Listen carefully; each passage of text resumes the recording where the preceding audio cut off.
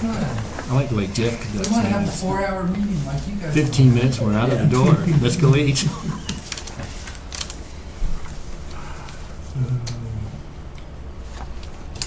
I'm sitting here, I get some warmth. Feels good.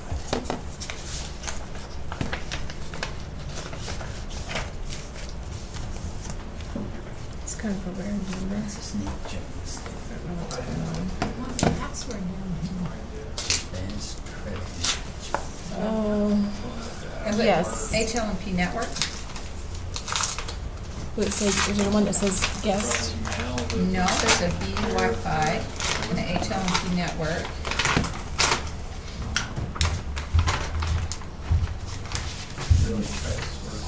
Name Okay, change. what's it? Mary Jones. We go to 99 hours. Nate's only Let's try that. See if we go for the record. Be careful what you say. You're on the green light. Okay, I thought it was something. I'd like to welcome our board members and our staff of Heber Light and Power to our monthly board meeting, which is today's August 24th. The month's going by fast. Fair's gone. Swiss Days is coming up. We're all going to have a good time. 2016, the time's at 4:05 p.m. We're meeting the Heber Light and Power office building. I recognize our members of boards here today, me, Alan McDonald, Mayor Bonner, Mayor Qualis, County Commissioner Critton will be here in a few moments, and Heber City Representatives Jeffrey Bradshaw and Jeffrey Smith. Thankful for our staff for putting together agendas and the time we put together, and the fantastic work they do for the company. This is a great company.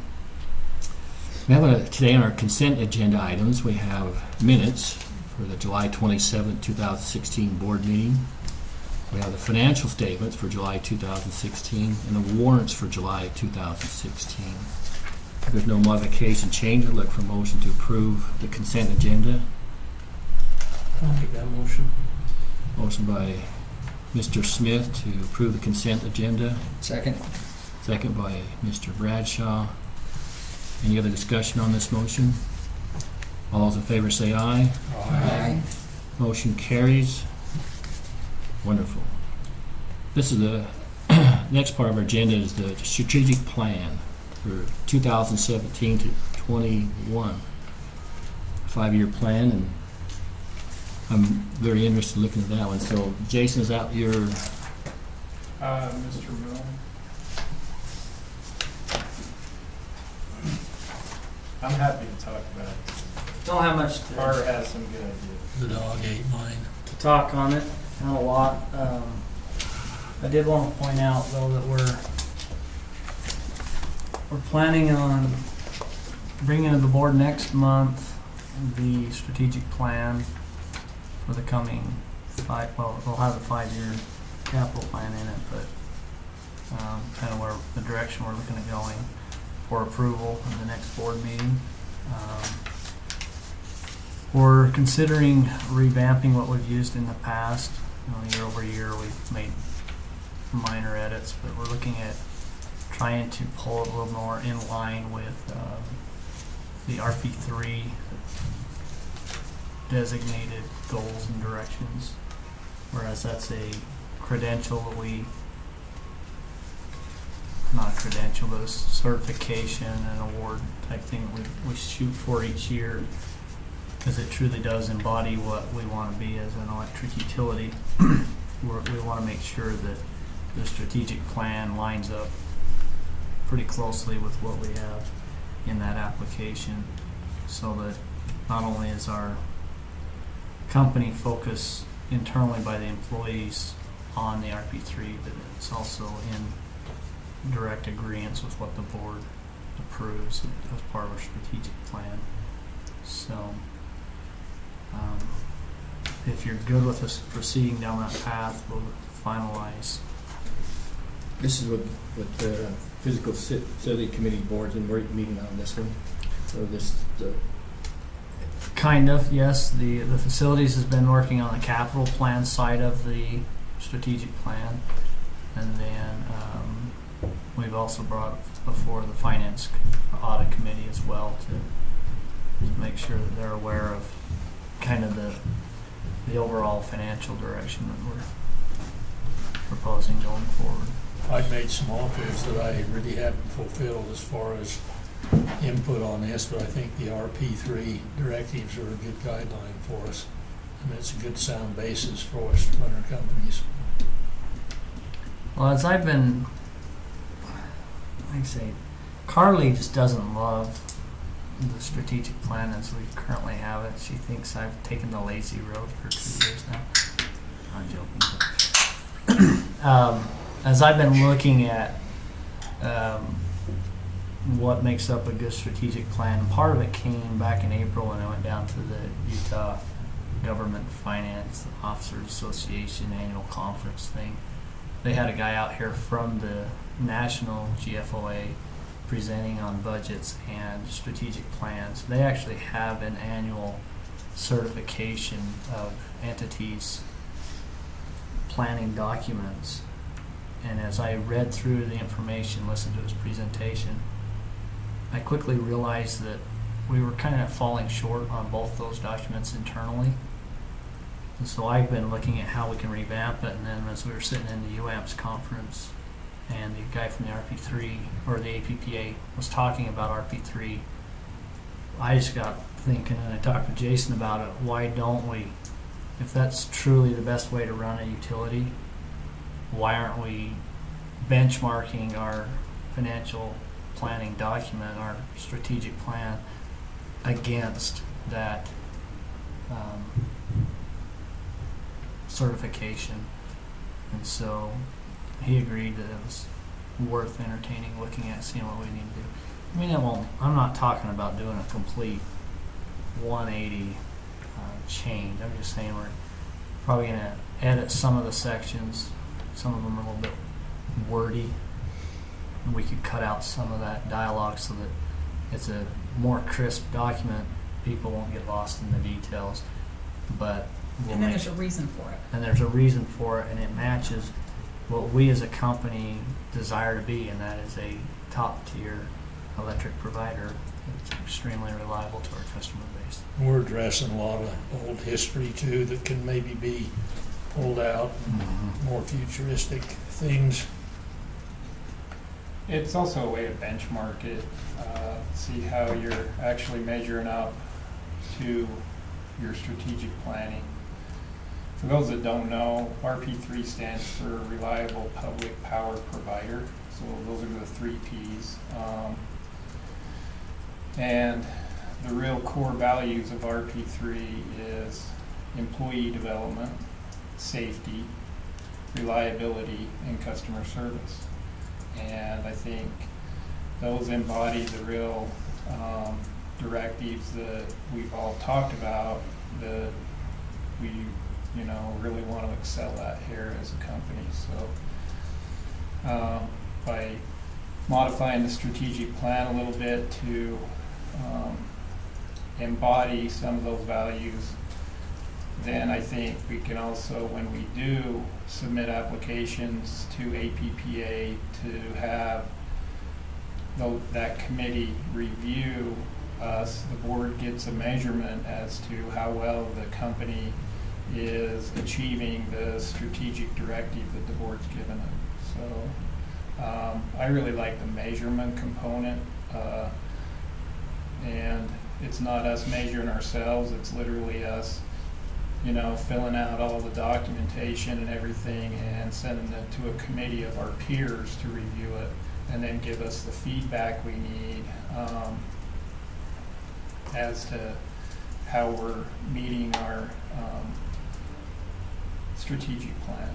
So, Can our current data systems pick up on all of this criteria rather than having to do the individual writing and filling out? In other words, we need to have certain data to turn in for the peer reviewer. we're collecting all the data, but there's no doubt it's a lot of work to get these things filled out. But it's also, like I say, it's a good benchmark indicator to send an application like that off with those data sets and have a committee review your reliability and let you know exactly how you stand up to your peers in reliability, safety, customer service, and employee development.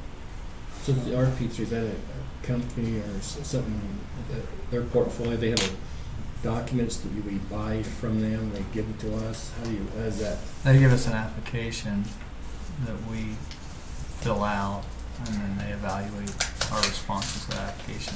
With your response, is there a cost for us sending information back to them?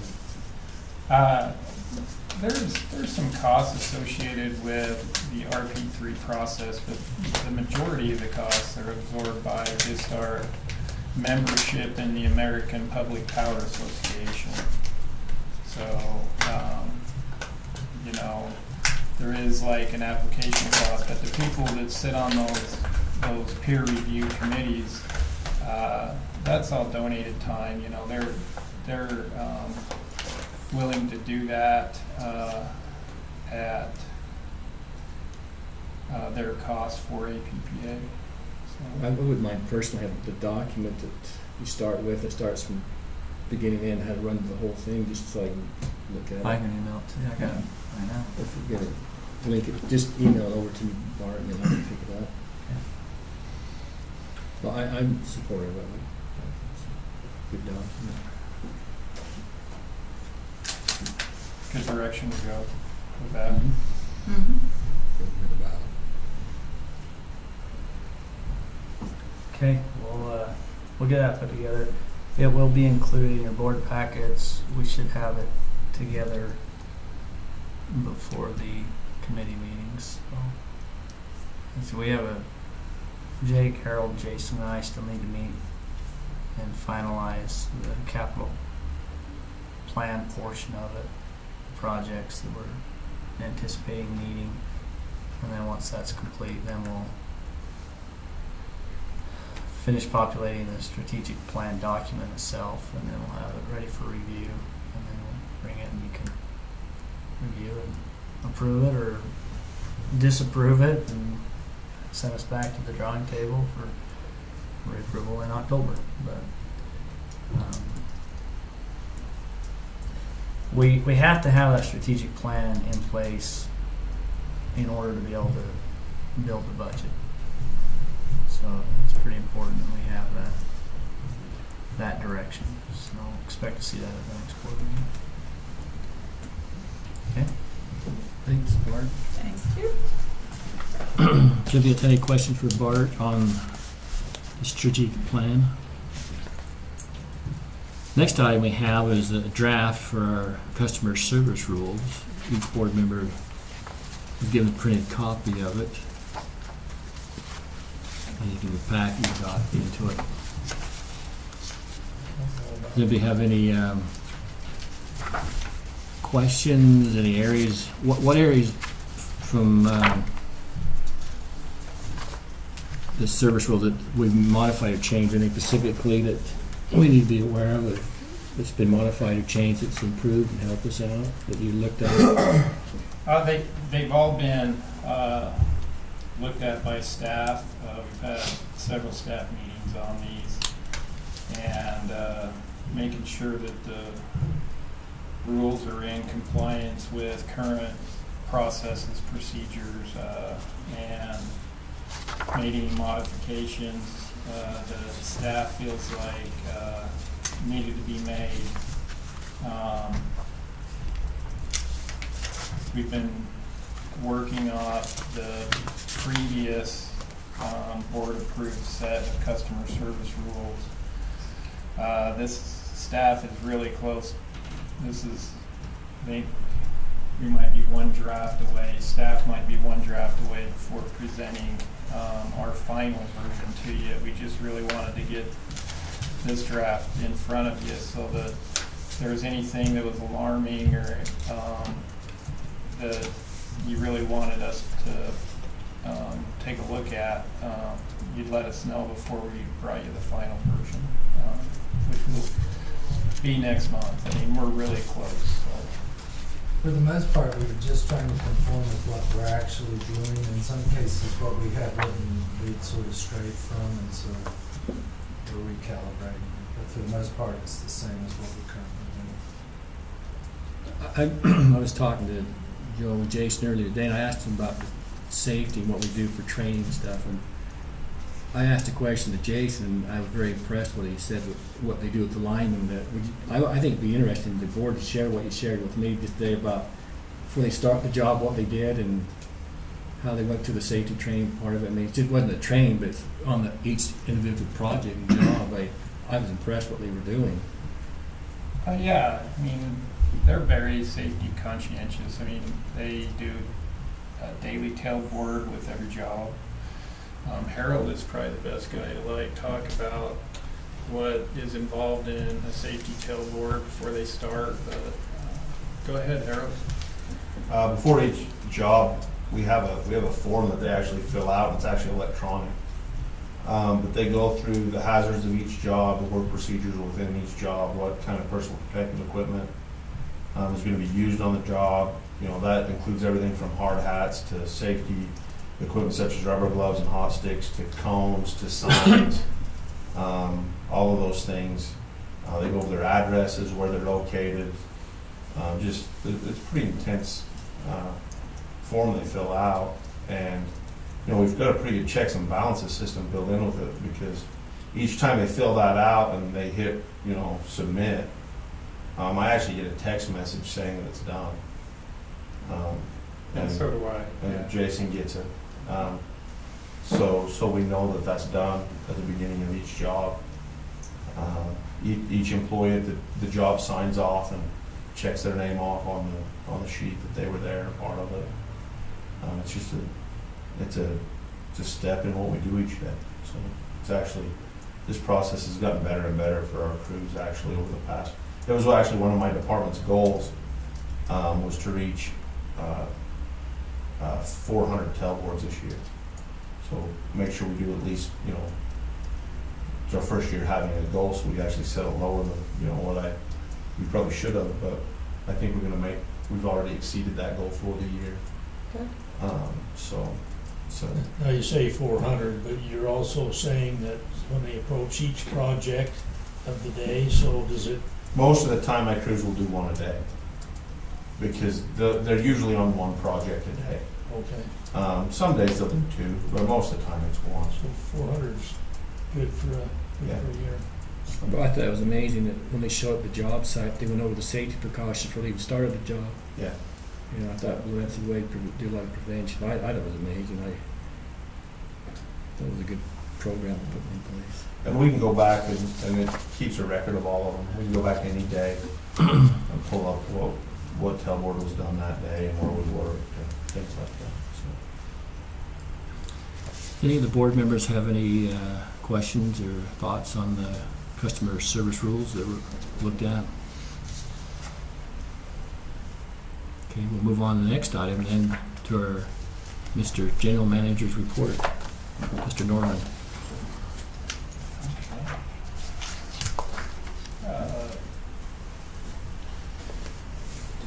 UAMPS update. Thanks to those that could make time to go to the UAMPS annual conference. I know that there was some very good information there, and there's also some very dry industry-specific type information. Heavy information. One thing that was discussed there, I brought it up with the Facilities and Audit Committee when we met, and that is the CAISO merger. Now, CAISO stands for the California Independent System Operator, and they are trying to currently merge with the Nevada Transmission Operator and the Utah Regional Transmission Operator, and make the Western grid basically all answer to the California Independent System Operator on the transmission system. I know it was probably one of the driest and most boring things at the conference, but I think some real points were brought out in that, and one of them is that the governor is interested in this merger, and that there is a lot of people that are skeptical that this merger will actually help Utah. So it's one of those things that I think that we should really keep a close eye on. Currently, the difference in pricing on average between California and Utah in the wholesale markets is about $20 a megawatt hour. If those markets all get merged together and it's a true market, you can imagine where ours are going to go and theirs are going to go. So it really looks like they're making a play to make their rates go down and our rates go up. So pretty boring stuff, but it is stuff you can follow. There is a lot of news on it every day.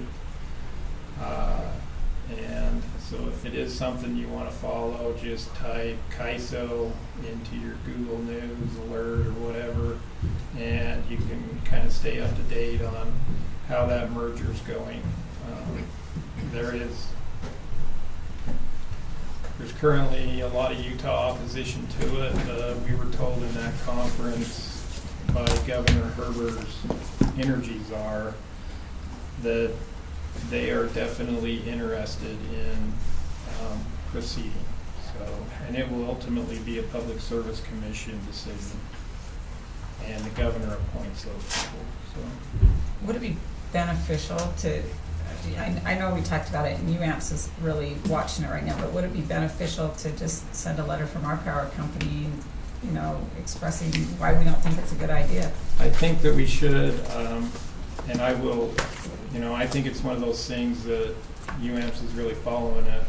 I think that if they get to that point, that that's something that all of public power should probably be doing if that's what UAMPS recommends going forward. Luckily, Doug Hunter, general manager of UAMPS, was appointed to the governor's committee a week before the annual conference. Prior to that, it was there was no public power representation on that committee. It was all Rocky Mountain Power and Nevada Energy people, and they're owned by the same person. So it's something to keep an eye on, because it will definitely affect rates. So the Hunter project, you know, the Hunter project's still under fire for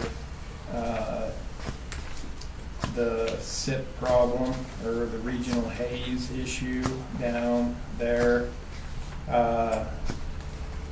But they are getting ready to file an appeal to the court's decision on September 10th. So you may see news about that, and you know, that news might be, you know, UAMPS at least might be brought in on any news regarding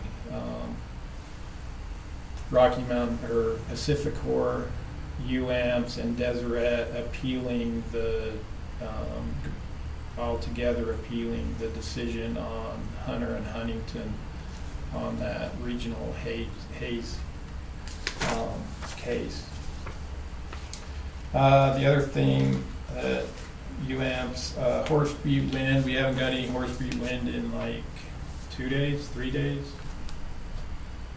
You mean no air flowing? No, there's a fire up there, so some of the transmission line burned down, and there's no way to deliver it. So fire, I don't know the name of the fire, but it's up in the Bone area of Idaho. So, department reorganization. I've completed the reorganization I discussed with the generation department. Emily Brandt accepted the position of resource manager. So she's a part of my team now, and gonna also take over the oversight and responsibility of the dispatch desk. Andrew Diedrichsen is gonna move up and work for Bart and be purchasing and asset manager. He has been doing warehousing and dispatching duties both, and we felt like during this reorganization, we needed to dedicate more hours to both. He was being split really hard, and so he's gonna come up and work with Bart on purchasing, inventory control, asset management. And we are currently gonna, we opened a position for a dispatcher. So the backfill after this whole reorg is entry-level position of a dispatcher. So, Do you feel anybody within the company that could take that position the dispatch or position, dispatch? Or you want something on the outside? it will have to be hired from the outside. You know, we just don't have the staff for it right now. And like I say, Andy was kind of doing two duties, and it's one of those things, inventory controls is one of those things we get wrote up with every year in the audit. You know, we knew we needed to dedicate more time in that direction. We also need to dedicate more time in the management of our current assets and record keeping. It was very easy for us to fill a position under Bart that had more than enough hours in it, and then Andy was able to choose whether to stay with dispatch or go up and work in the office. He chose to go up and work in the office with Bart, and I think it's a good move. I think that the office definitely needs more bodies, because we never backfilled Rick's position when Rick left, and so we've been a body short up there. We do have people doing Rick's job. That's not what Andy's going up to do, but it's one of those things that when we really started looking at what I was doing as a generation manager, I had the warehouse. I don't really know why I had the warehouse, but I did. But I really felt like, and I think the team felt like, the warehouse and the purchasing needed to go under accounting so that accounting could assure that the proper controls were in place, so that the person buying all the goods isn't the person using all the goods too. You know, this way Bart's going to be able to oversee purchasing and those controls as a department head, and Harold can oversee where the parts are going out of the warehouse out to the job site. And it's not the same person, which I think is a good thing. And so have you advertised for that job? Yeah, I think we opened it Monday.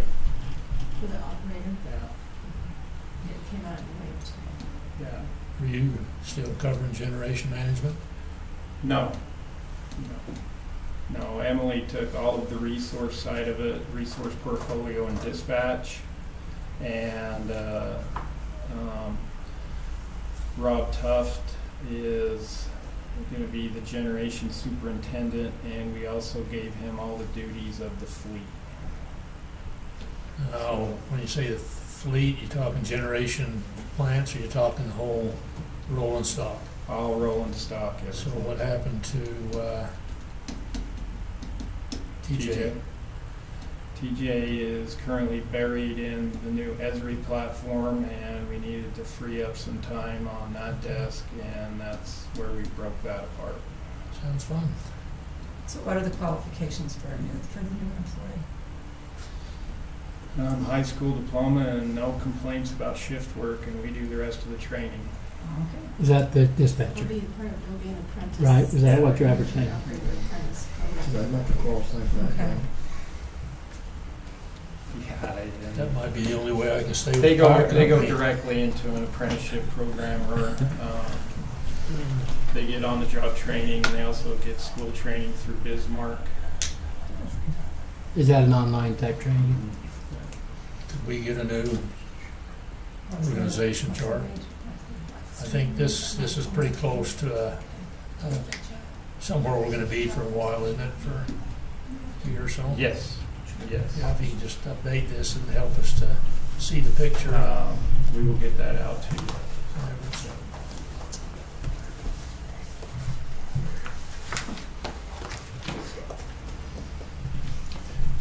Carbon-free, any more questions on that reorg? I think it's a good move, Jason. I think it was really good.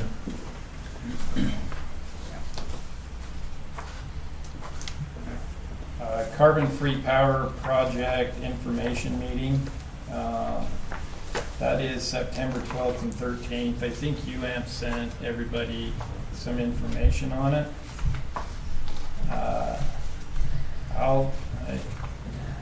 I'll say this is one of those things where we're getting ready to start drafting a power sales contract for this project. So there's going to be some really critical decisions made by this board on this power project in the next 4 to 6 months. So this is a good information meeting. Hopefully, if you have any questions about this project, this is a good one to attend. So, if there's any way you can attend, please let me know, and I'll make sure that you get signed up for it. I did get mine. Yes. Yeah. Are we getting to the next opt-out position? The next opt-out position is going to be this power sales contract, and whether or not we want to sign it. And they're talking about having the power sales contract available to us by year end. So December 31st, I think, is what was discussed in the meeting. Now, whether or not they make that date, I don't know, but there may not be another informational type meeting about this technology, nuclear, where it's at, where they're talking about putting the site, until after that decision's made. And I mean, right now they're projecting that decision for the group has a $16 to $30 million price tag on it. And that's with all the government subsidies. So it's not going to be a cheap decision for us, especially at our current entitlement share of 10 megawatts.